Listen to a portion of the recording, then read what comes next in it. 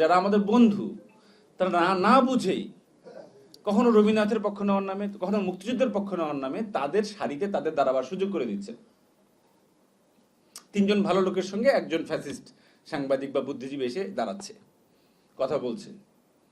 তো এগুলো এগুলো তো ছাত্রলীগ যেভাবে এগুলো ট্রিট করতো, এই অভ্যুত্থানের পক্ষের মানুষদের তাদেরকে ওইভাবে ট্রিট করা উচিত না। আমি নিন্দা করি যেখানে হামলা হচ্ছে যাদের সঙ্গে, নিন্দা করি, কিন্তু এদের বিষয় তো আমাদের নাম ধাম তালিকা তো স্পষ্ট রাখা উচিত, এদের আমল নামাগুলো তুলে রাখা উচিত। এবং সে জায়গায় মিডিয়া সংস্কার কমিশনের যে সমালোচনা আমার বন্ধু করলেন, বড় ভাই করলেন, সম্পূর্ণ হক কথা, সম্পূর্ণ জায়েজ কথা।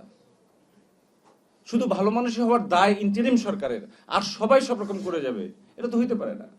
সরকারের যে কোনো সমালোচনা এখন ওপেন এবং সমালোচনা করার যোগ্য। কালকে একজন বলল, হ্যাঁ আপনারা তখন এটা করেছেন, এখানে কেন এটা করেছেন। হ্যাঁ, সঠিক সমালোচনা।